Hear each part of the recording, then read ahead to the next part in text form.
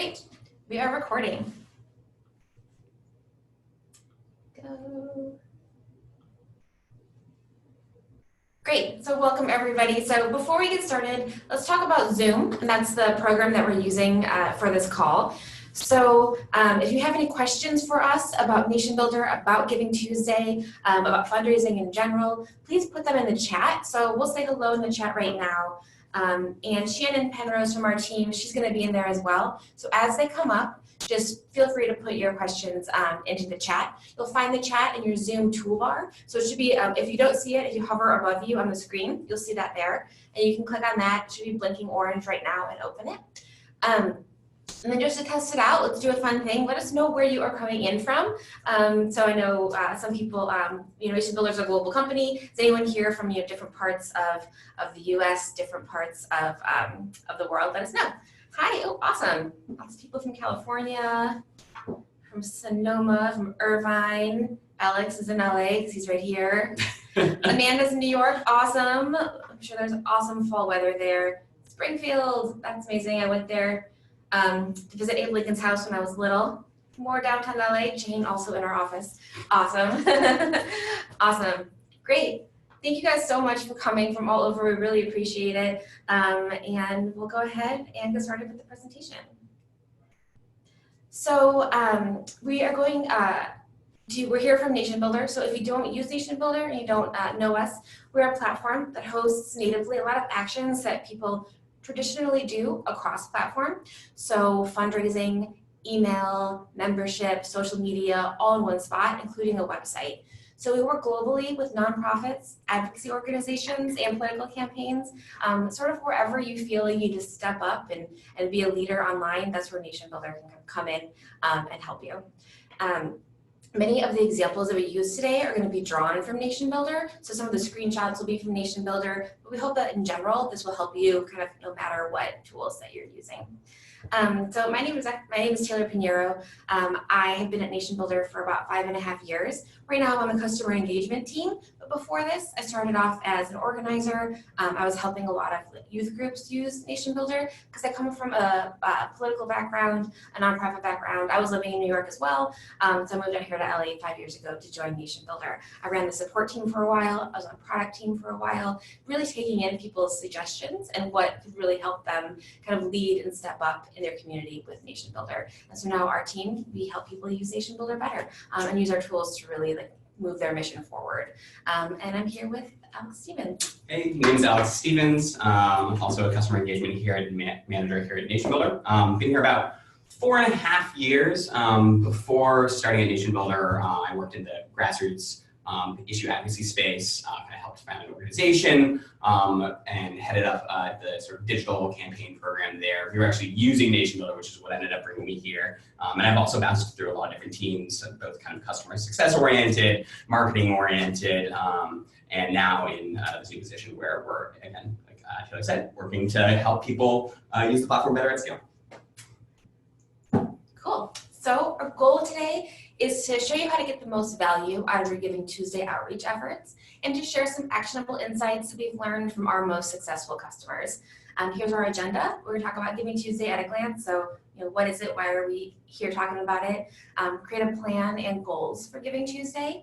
And then we have 3 best practice suggestions for targeting and personalizing your outreach, cultivating fundraisers, and getting heard above all that Giving Tuesday noise, because it really is a huge deal. And then we'll do question and answer. So just a reminder, any questions, put them in the chat and we will get to them. So just to start, what is Giving Tuesday? When is it? It's this year, it's on November 27th. It's the Tuesday after the US Thanksgiving. For me personally, I didn't even realize that Giving Tuesday was a thing until I worked here at NationBuilder with nonprofits. And that was 5 years ago when it was kind of getting started. And now it's really, really snowballed into being something that a lot of nonprofits tap into. I definitely would have come across it on my own now because I get tons of emails about it. A lot of organizations that I support talk about it all the time. And it makes a lot of sense. People want to give money and feel like they're part of something. So asking people to give on one day, you can say, like, we really went towards this goal. We raised this much money. We changed the world in this way on this date. That's what Giving Tuesday is. So you're going to be asking people to donate and share as a way to get creative and target who you're talking to. And again, it's after Thanksgiving. It's Giving Tuesday. Maybe this is obvious, but it comes after, Black Friday, we get all the deals, Cyber Monday, we get all the online deals. And after those days of sort of, spending a lot of money, getting ready for the holidays, they really wanted to build something to spend money for good and do some donating. That's where Giving Tuesday came out of. So you'll see it written as Giving Tuesday with the hashtag and Giving Tuesday, just 2 words. GivingTuesday.org is the website for Giving Tuesday, and there's so much available on their website. They have toolkits, they have things that you can download to help you as well. So that's like the basic background of what it is. Some of the opportunities, like I just said, there's tons of toolkits. Great, Shannon, awesome, put the link right into the chat right now. So tons of toolkits available. They have images you can download, specific campaign ideas that you can take from them. They also have guides for all different types of organizations. So for nonprofits, for animal organizations, for education organizations, they have examples of what people have done in the past. So that's really helpful.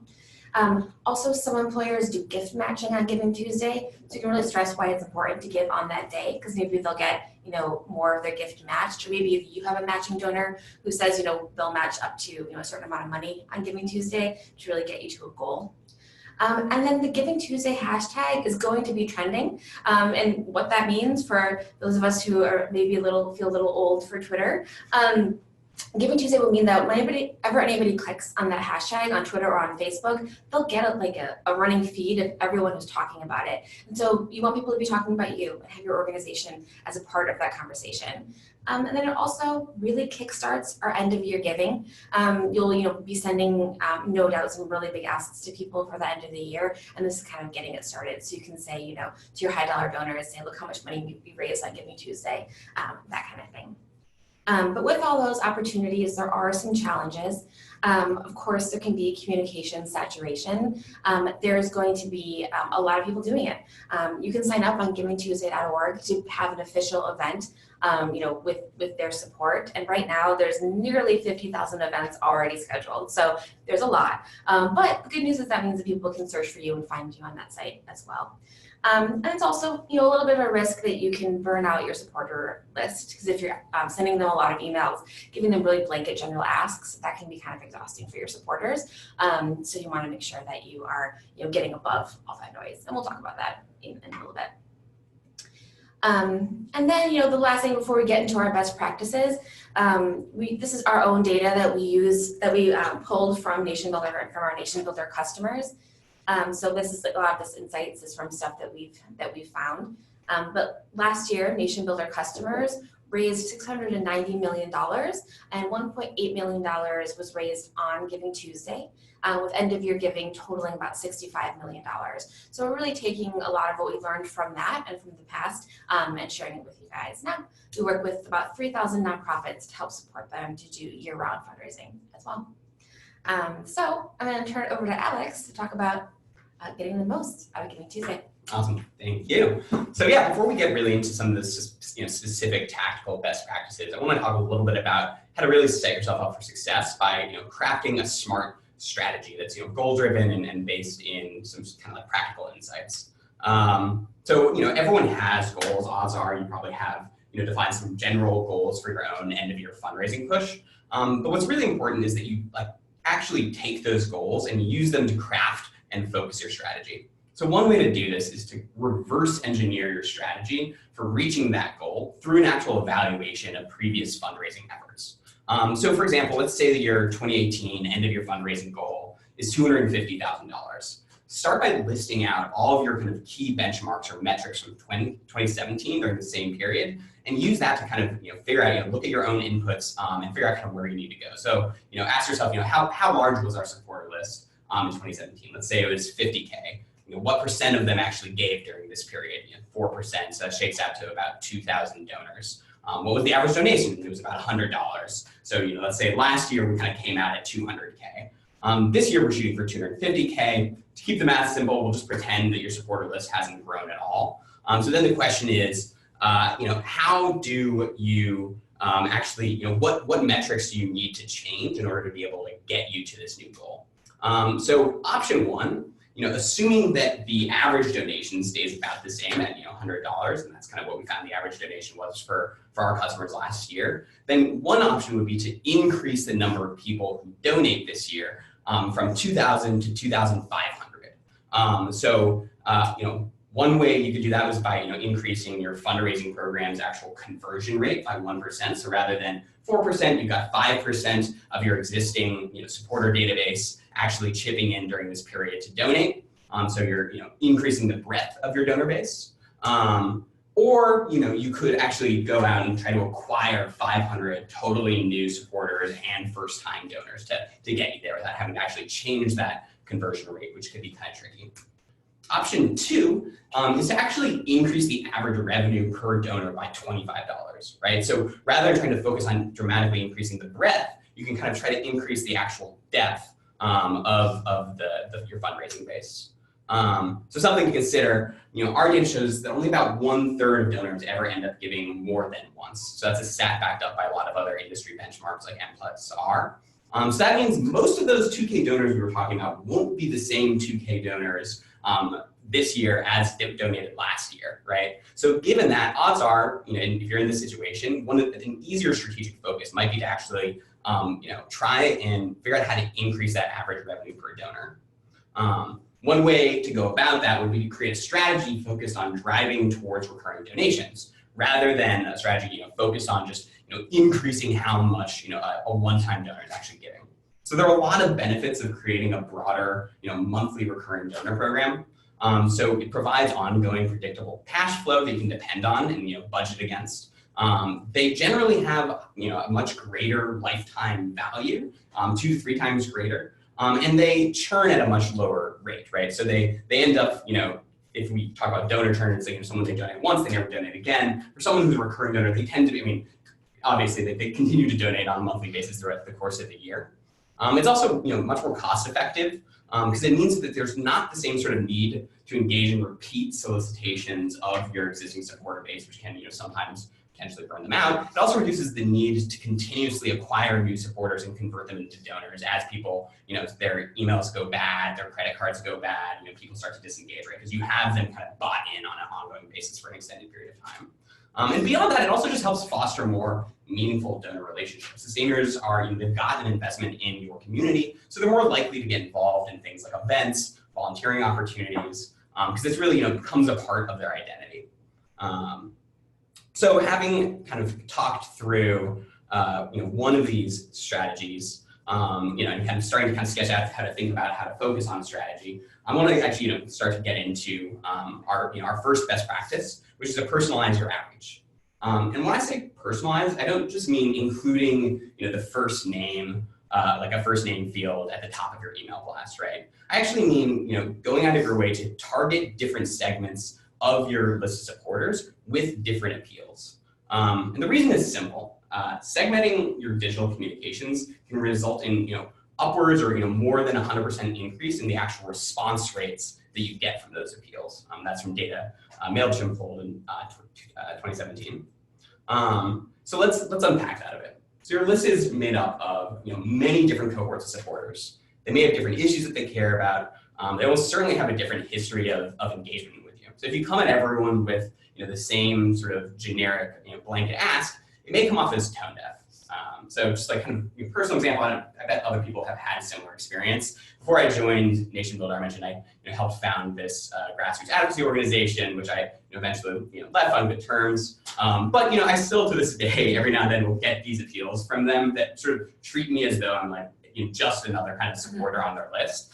And I don't know about other people, but it makes me feel a little bit sad. So if you kind of end up doing this, the result of that type of outreach can result in missed opportunities, or potentially worse, risk of actually alienating some of your maybe strongest advocates. So the first step is to look at the data that you have on your supporters and figure out what meaningful buckets you can actually carve out.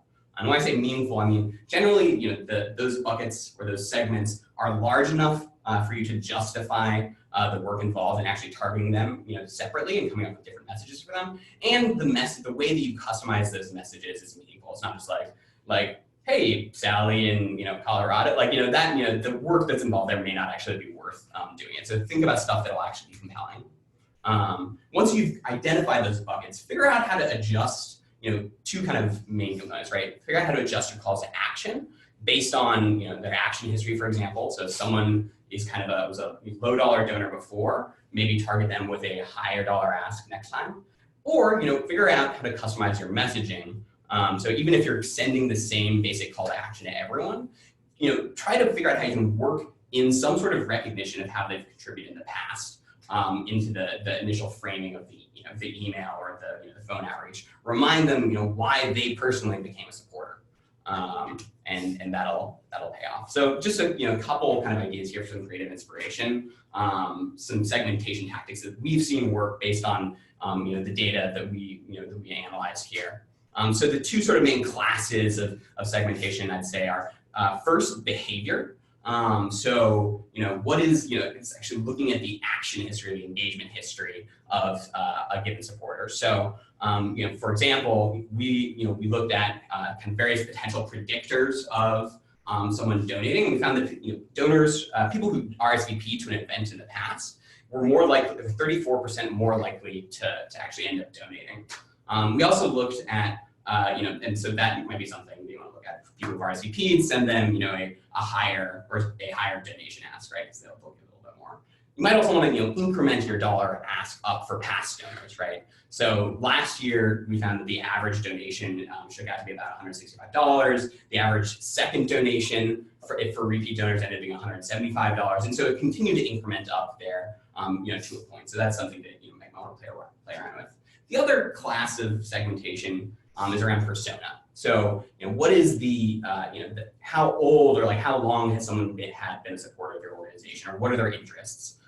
So, for example, we found that supporters who've been in a person's database for 2 or more years gave 150% more than supporters who've been in their database, only a month or so, right? So really figuring out, over time, people are going to be more invested if they stay engaged. So make sure to bucket out, pull out those different groups of people, treat those newbies differently, and treat those people who've been around a long time differently. Or if you've ever, solicited information about their skills or the issues that they care about, maybe in the course of a volunteer program, play into that. Use some of that information to actually customize some of that messaging that you've got there. Awesome. So our second best practice is, besides asking people to donate, like, Alex just talked about, and how important that is, there's other things that people can do to help you and your organization on Giving Tuesday and ongoing throughout the year. So we suggest, asking people to be your own Giving Tuesday evangelists. So you're going to be asking people to share with their networks. And you've seen this every place you've donated. Every time you've donated on a GoFundMe, it asks you to share to your social media. It's definitely something that, you'll see everywhere. And then, why are they doing that? Why are they asking people to share? It's so you can amplify your donor base, amplify that message, share it with more people. And that is proven to work.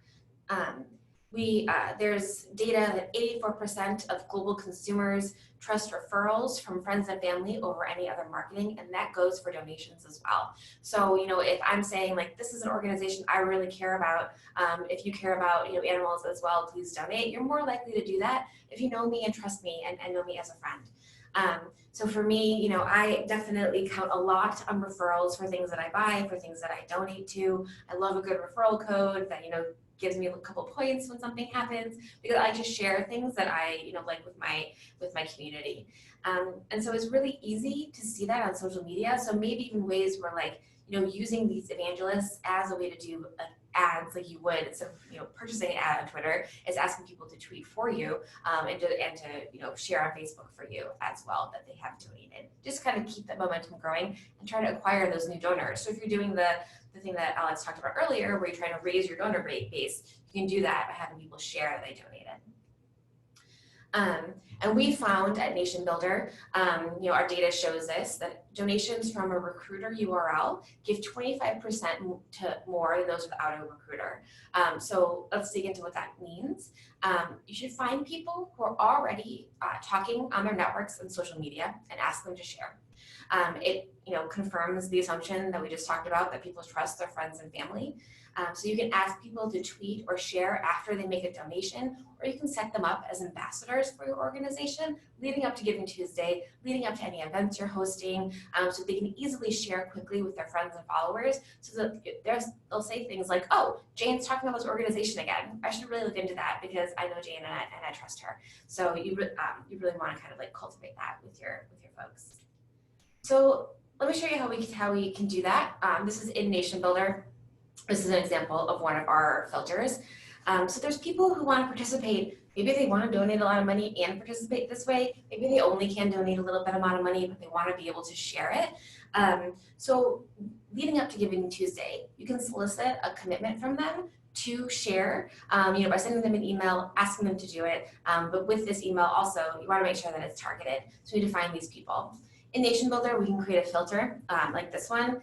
So in this example, I have people who have more than 1,000 Twitter followers, who follow me on Twitter and have recently donated less than $50. So I can see I have, 850 people who have done this, and I can reach out to them and say, I know you're invested. I'd love you to invest a little more and just share with your community. Can I set you up with some things to share on Giving Tuesday, some tweets to go out to your friends and family, just talking about the organization, and trying to get them, involved as well.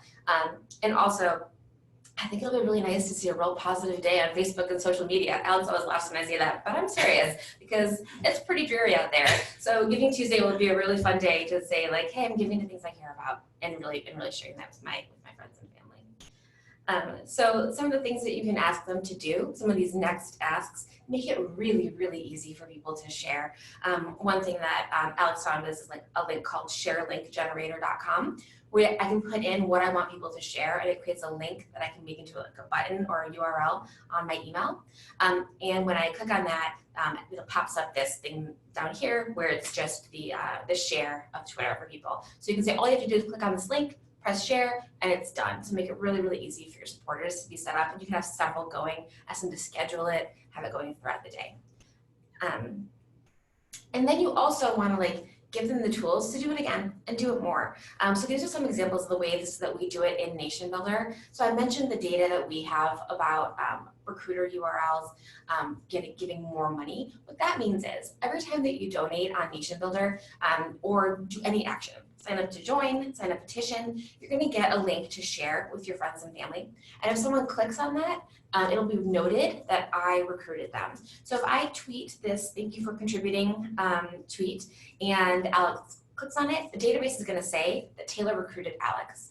I also can go a step further and create a personal fundraising page as a supporter. So this is mine on my own website where I have a goal. I can have people donate towards the goal. So maybe I can say, I don't have any money to give you, but I do have time and I do have a large network, so I can share this with my friends. And I could keep this page up all year long as a supporter and say, maybe for my birthday, if people are doing that on Facebook now too, where you donate my organization. And I feel really personally invested because I have this page and I have this information up on your site. So you really want people to, think about giving in different ways, and so much of that is going to be sharing and referring it to their friends and family.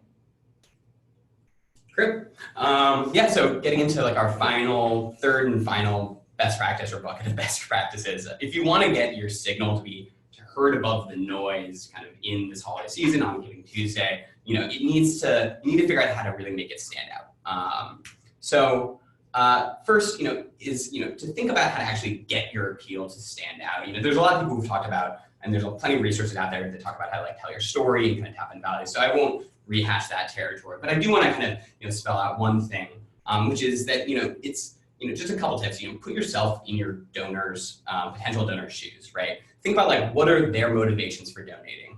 Odds are they're not the same reasons that you have and the same motivations you have for being as committed to the work that you're engaged in as you are, right? Odds are it's just going to go closer to it makes them feel good, consciously or not. They're making an investment and choosing to spend their dollars in a way that they're purchasing essentially a feeling. So I think it can kind of be helpful to actually think about a donor in that sense odd as it is to say, and make it kind of reduce it to a commercial interaction.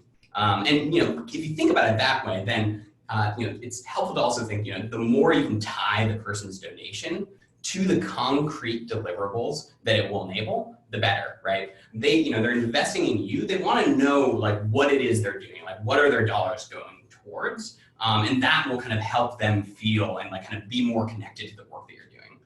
So like take the example on the left. So this is from Three Square. It's a food bank in Nevada. And you can see, well, I don't know if you can see it, the text is pretty small, but on the left there, it says, they spell out that for every $1 you give, they can provide up to 3 meals to hungry children, families, seniors in our community, right? So they say very specifically, like, here's what we'll be able to do with this money. So, you give $1, we create, 3 meals. They also really connect it to, our community, right? So it's something people are, it brings the potential donor into the relationship and makes them feel not only are they delivering this one thing, but they're actually delivering it and supporting their own community of peers. The other thing, and I won't go too much into this because Taylor talked about it at the top, but also you might want to think about trying to figure out how to communicate why giving on Giving Tuesday itself is important. Like why it's important. If you've got a strategy around this, if there's matching out there. But kind of spelling out why it's important for people to give or take action on this day rather than any other day in the year is going to be helpful. I definitely just tried to grab my computer to donate to that.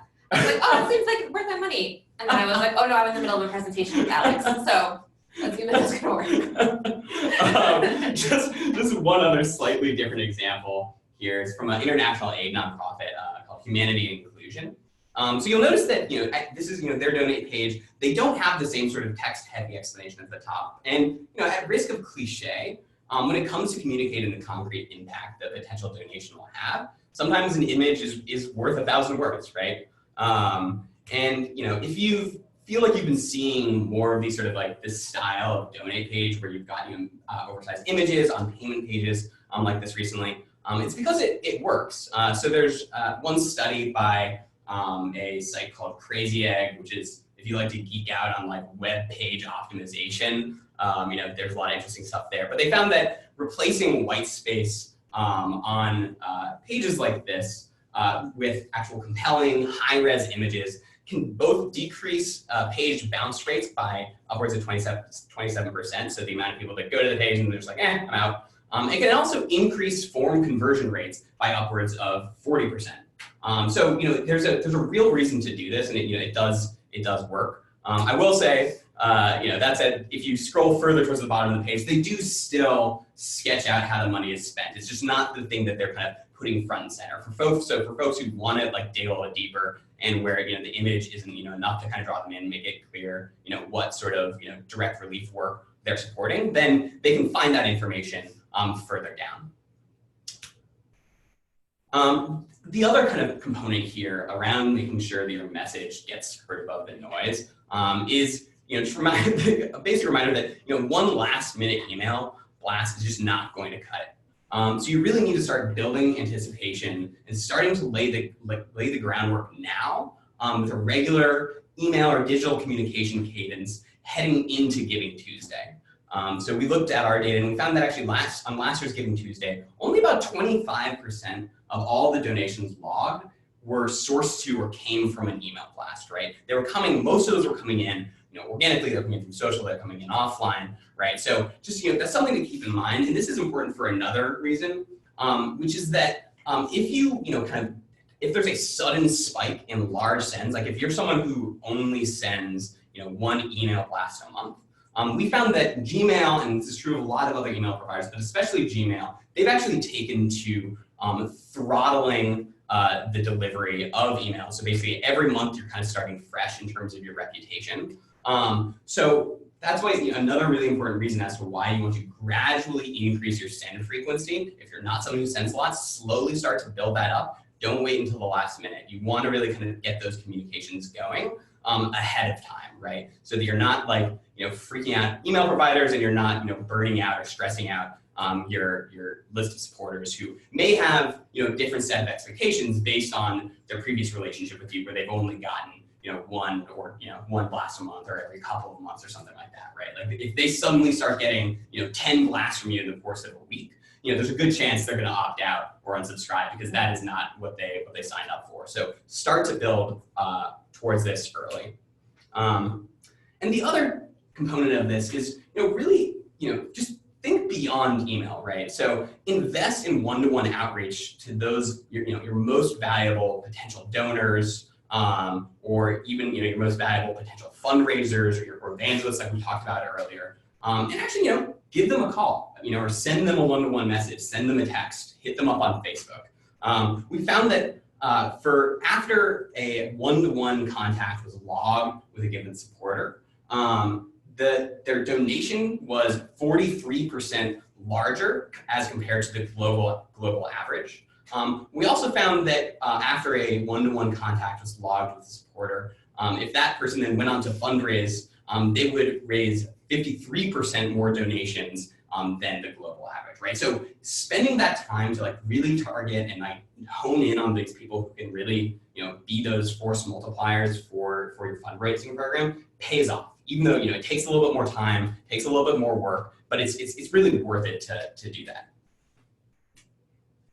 Cool. And then, in summary, there's so much stuff on GivingTuesday.org that can help you with this. But really, just start to chart your strategic focus based on your goal and historical benchmarks. Think about, don't say I'm going to raise $1 million if you never have. But maybe say I'm going to raise, $1.25 million if you raised $1 million last year. So just kind of work on what you've used before. Personalize your message, segment your list, do calls to action, maybe low dollar donors, ask them to evangelize on social media. High dollar donors, ask them to give a little bit more. Make it easy for people to promote you November 27th and all year long. And start prepping people early. Today, if you go to givingtuesday.org, there's a countdown. We're 39 days out. They actually have a great how to start with 40 days out. So we're just there. And they give suggestions what to do week by week for your supporters and how to share that information. So definitely check out their website for all of that information. But you want to start prepping early and getting in front of people so that you're the one that they're giving to on Giving Tuesday. Cool, and so that is it for our presentation. In general, if you have questions about NationBuilder, you can email us at help@nationbuilder.com, and our support team can guide you to us or talk to you about it. Also, our team directly is engaged@nationbuilder.com, so you can email us as well. We have a lot of stuff on our website, a lot of case studies and stories about how people have used NationBuilder to fundraise. So that's at nationbuilder.com/stories. Shannon just put that link in the chat as well, and we'll put that in our follow-up email so you can click on there and kind of read about it too. But any questions that anybody has about fundraising, about NationBuilder? Alex, anything that you? Yeah, just any questions about any of the topics that we covered here. This is relatively short, so there's a lot of question here, but happy to share also just kind of based on our experience working with customers. Any other if there are topics that we didn't cover about what works in this sort of day of giving or end of your fundraising season. Yeah, feel free to drop those in the chat. Cool. I'm also going to stop recording because we're just going to stand here. It doesn't seem great, but so if you're watching the recording, thank you. Email us if you have questions. I'm going to pause the recording and hold for questions live, but then hopefully we will catch up with you all later.